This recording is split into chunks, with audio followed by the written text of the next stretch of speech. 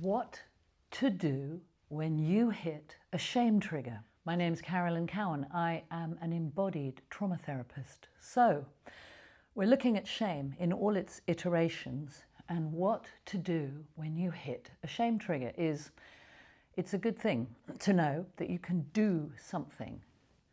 When you hit shame, everything contracts. Your mind, your brain, your physicality contracts. A shame trigger is extremely visceral. This means that it affects all of your body. It affects your face, your vagus nerve, it affects your heart rate, your lungs, your internal organs, everything, major muscles in your body. Your body basically, immediately, really fast, prepares itself to escape, protect, or defend. It's an animal emotion, basically linked to the lower part of your brain. So your whole body goes into safety mechanisms, and you may have any number. I have talked about safety mechanisms in a different video, and they are fight, flight, freeze, fold, faint, food, fawn, fuck, and flood. You can explore all of that in another video, but for now, when you notice, you can do this when you're anxious. You can do this when you can't sleep. You can do this if you have erectile dysfunction prior to making love or having sex, as long as obviously the erectile dysfunction is not linked to medication or diabetes, etc. When you're triggered, when you're anxious, you're triggered. When you want to act out, you're triggered. When you're stressed, you're triggered. When you've watched too much on social media, you're triggered. Watch violent television, you can be triggered. The doorbell keeps ringing, Amazon keeps coming. You can use this at any point, but very specifically, when you hit a shame trigger, I will always say, become the adult, take care of the child part of you and stretch it out. Now, I'm sitting on the floor, I'm on a yoga mat. I teach yoga and breathwork because it's such a great way to train your brain and your body to recover from shame, anxiety, all that stuff. You can do all of these exercises on a chair. If you are going to do them on a chair, make it a dining chair or an office chair, preferably not one on wheels because you might feel unstable. But if you're sitting on a chair, have your knees wide and sit on the edge of the chair. So let's start. Let's look at what I would call a trauma triage. So we're starting either sitting on a chair, knees wide, or sitting on the floor. You can do it with your legs stretched out if that's more comfortable, but whatever works for you, you do what works for you. Put your hands on your knees. If you're on a chair, make space to push back. Breathe out, curl up, push back. And then slowly push forward, arch your back, push your chest forward, pull your shoulders back, open your throat, raise your chin, pushing up and forward. Take a deep belly breath. Exhale. Push back. Now this time, bring your elbows forward, push your shoulders forward, drop your chin, push back. Really empty your lungs so your belly goes in. Do that one more time. Push forward, arcing forward. You can do it while you're watching. Shoulders back, chin up. Throat open, arc up now, come up, take a huge belly breath.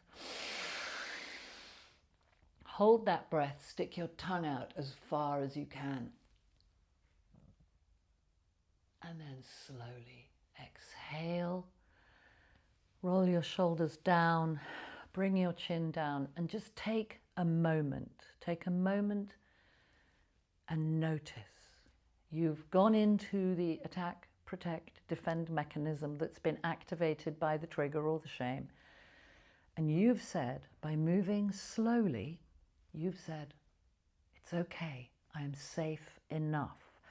There is another video about how can you heal your shame. If you do this when you feel anxious, do it when you feel stressed, do it when you're triggered, it really helps.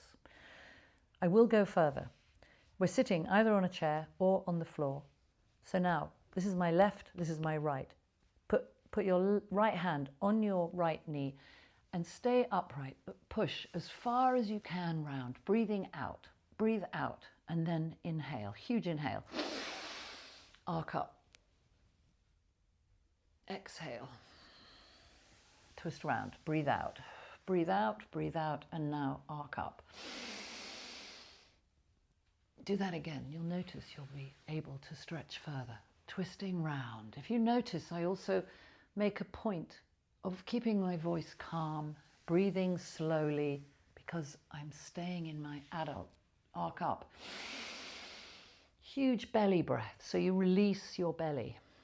Come forward, and again. Take a moment. Close your eyes. You have released your brain, your mind, and your body from that bondage of the trigger for as long as you can bear, which is a really interesting statement. We're going to do one more stretch. We're going to put the right elbow in the right knee, left hand, and twist the shoulders like they're a hanger. Twist and push round and lean forward. So now I'm leaning forward, pushing against my knee, breathing out. Come to the center, breathe in. You're pushed forward. Go to the other side, left elbow in left knee, twist round, breathe out. Keep it slow, because you need to slow this trigger down. Come back to the front as you breathe out now. So you took an inhale, breathe out. Now you're going to twist, pushing again against the right knee, twist and take a huge inhale. It's quite a compressed feeling in your belly, that's okay, but breathe into your belly. Exhale, twist again, left elbow into left knee, and again twisting. Huge belly breath. Come back. And now sit and be still and close your eyes if you feel safe enough to close your eyes. You've changed your hormonal flow. You've released dopamine by stretching your fascia. You've released serotonin, which makes it safe enough to be still for as long as you can bear it.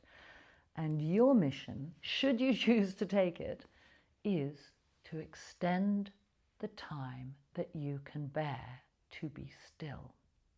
Nothing in the 21st century wants you to be still. Everything wants you to be going super fast, to be scared. But when you sit down and you stretch, I mean, hey, listen, we're here. I'm going to lean forward now. I've got my left hand on my left knee. I'm going to push really far forward, and I'm going to take my right shoulder to my right knee, pushing against my left knee. Inhale up and do the same. Exhale, push forward.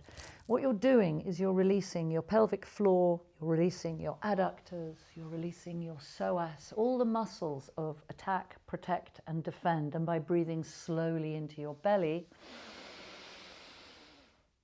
breathing out, slowly calming your face down, you can calm the trigger. You can do this as often as you want.